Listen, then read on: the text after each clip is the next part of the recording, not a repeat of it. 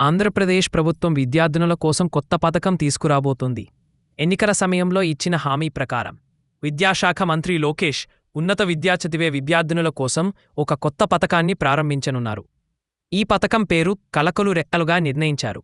దీనికి సంబంధించిన విధివిధానాలను రూపొందించాలని అధికారుల్ని ఆదేశించారు.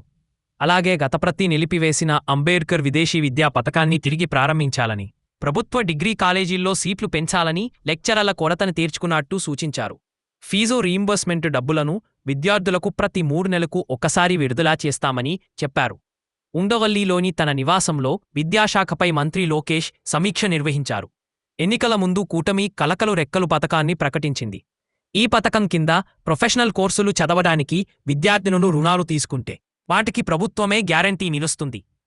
ప్రభుత్వ జూనియర్ కళాశాలల్లో లెక్చరర్ల బదిలీలకు మంత్రి లోకేష్ గ్రీన్ సిగ్నల్ ఇచ్చారు. 10వ తరగతి పరీక్షల్లో మంచి మార్కులు తెచ్చుకున్న విద్యార్థులను షైనింగ్ స్టార్స్ పేరుతో సన్మానించాలని ఆయన అన్నారు. విద్యాశాఖలో బదిలీలు ఎప్పుడూ ఎడ్యుకేషన్ ఇయర్ మొదలయ్యే ముందే పూర్తి చేయాలని లోకేష్ సూచించారు. పాఠశాల, ఇంటర్మీడియట్, ఉన్నత విద్యాశాఖల ఉన్నతాధికారులతో ఉండవల్లి నివాసంలో వివిధ అంశాలపై సుదీర్ఘంగా సమీక్షించాను. బీఎస్సీ పరీక్షలు నిర్వహించే కేంద్రాలతో పాటు టీసీఎస్ అయాన్ సెంటర్లలో కంప్యూటర్లతో పాటు ఇతర సదుపాయాలు కల్పించాలి. డిఎస్సీ కాల్ సెంటర్లలో ఎలాంటి కాల్ సమస్యలు తలెత్తకుండా చూసుకోవాలి.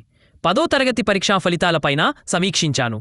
ఉత్తమ విద్యార్థులను షైనింగ్ స్టార్స్ పేరిటి సన్మానానికి చర్యలు తీసుకోవాలని ఆదేశించాను. విద్యా సంవత్సరం ప్రారంభం నాటికి టెక్స్ట్ బుక్స్, విద్యార్థి మిత్ర కిట్ సిద్ధం చేయాలి. అంబేద్కర్ విదేశీ విద్య పథకం తిరిగి ప్రారంభానికి విధి విధానాలు రూపొందించాలి. ఫీజు రీయింబర్స్మెంట్ సొమ్మును ప్రతి క్వార్టర్కు విడుదల చేస్తాం. ఉన్నత విద్యనభ్యసించే బాలికల కోసం కలలకు రెక్కలు పథకాన్ని ఈ ఏడాది నుంచే ప్రారంభించేందుకు విధి విధానాలు రూపొందించాలని ఆదేశించాను అని మంత్రి లోకేష్ ట్వీట్ చేశారు.